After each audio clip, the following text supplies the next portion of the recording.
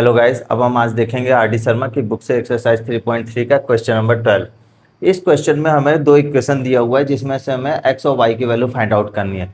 अब ये इक्वेशन इस तरह से दिया हुआ है कि इसको हम डायरेक्टली नहीं सॉल्व कर सकते हैं, इसको हमें पहले इक्वेशन के फॉर्म में बनाना पड़ेगा। तो पहला वाला जो हमें दिया हुआ है इसको इक्वेशन के फॉर्म में हम बनाते हैं। X y upon x plus y equals to 6/5। यहाँ पे हमें क्रॉस मल्टीप्लाई करना पड़ेगा, 5 को एक्स वाई में और एक्स प्लस वाई को 6 में मल्टीप्लाई करना पड़ेगा। तो यहाँ से हमें क्या मिलता है, equal to 6x plus 6y। अब यहाँ पे हमें एक्स वाई को इनसे डिवाइड करना पड़ेगा, क्योंकि ये एक्स वाई जो है इसको हमें हटाना पड़ेगा, क्योंकि यहाँ देख रहे हैं एक्स का वेरिएबल यहाँ पे भी है और यहाँ पे भी है, तो हमें दो जगह कैंसिल आउट करना पड़ेगा। क्योंकि हम जब तक एक्स का वेरिएबल नहीं हटाएंगे तब तक वाई का वेरिएबल फाइंड आउट नहीं होगा, वाई की वैल्यू नहीं फाइंड आउट होगी। तो हमें यहाँ से पहले तो एक वेरिएबल कम करना पड़ेगा। 5 equal to 6x upon x y plus 6y upon x y. ये क्यों कर रहे हैं ये समझ में आया ना। जब हम दो इक्वेशन बनाएंगे उसमें हमें x की वैल्यू जब हम कैंसिल आउट करेंगे तो हमें दो जगह से कैंसिल आउट करना पड़ेगा, जो कि पॉसिबल नहीं होगा हमारे लिए। तो यहाँ से 5 की वैल्यू निकल के आई 6 upon y plus 6 upon x. Y y cut जाएगा तो एक्स बचेगा। इसी तरह से दूसरा वाला देखते हैं हम, एक्स वाई अपॉन में y minus x equals to 6 आया। तो यहाँ इसको हम क्रॉस मल्टीप्लाई करेंगे तो x y equal to 6y minus 6x निकल के आया। इसी तरह से एक्स वाई को हम यहाँ पे डिवाइड करेंगे तो यहाँ पे 1 बचेगा। 6y upon x y minus 6x upon में एक्स वाई। ठीक है, तो यहाँ से वाई वाई कट जाएगा तो क्या होगा, 6 बचेगा अपॉन एक्स बचेगा माइनस 6 अपॉन वाई बचेगा। तो हमारे पास देख रहा है ये इक्वेशन 1 मिला और ये इक्वेशन 2 मिला। ये इक्वेशन, अब इन दोनों इक्वेशन को हमें सॉल्व करना है। तो हम डायरेक्टली नहीं सॉल्व कर सकते, क्यों? क्योंकि x जो है हमारा न्यूमरेटर में है, जबकि हमें क्या डिनोमिनेटर में है, जबकि हम इसको किस में होना चाहिए था, न्यूमरेटर में होना चाहिए था।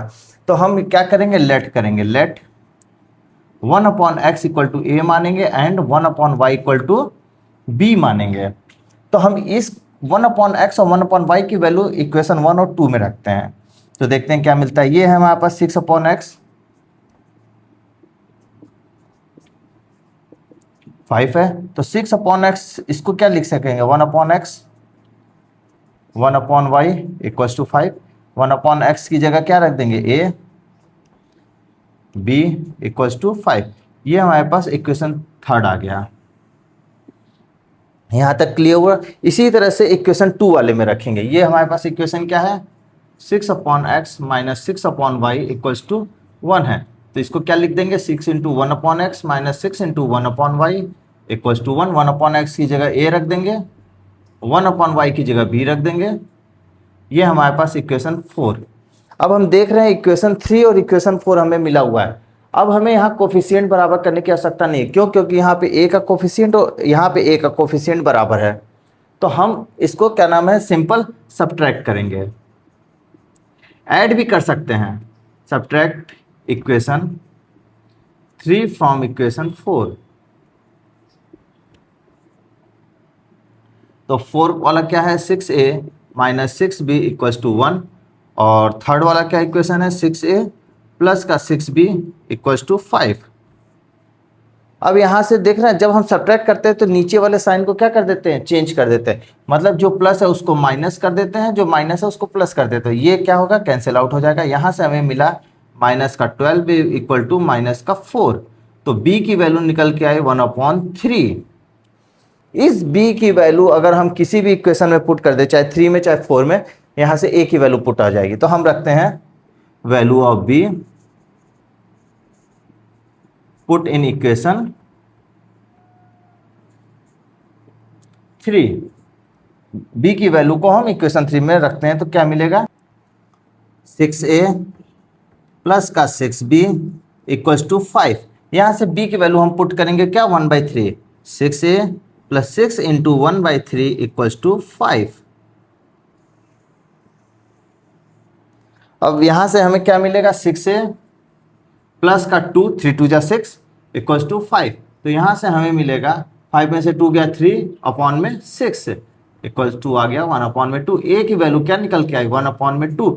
अब यही ए की वैल्यू हमने क्या लेट किया था 1/x लेट किया था, तो ए की वैल्यू 1/x इक्वल्स टू 1/2। यहाँ से x की वैल्यू निकल के आई क्या 2।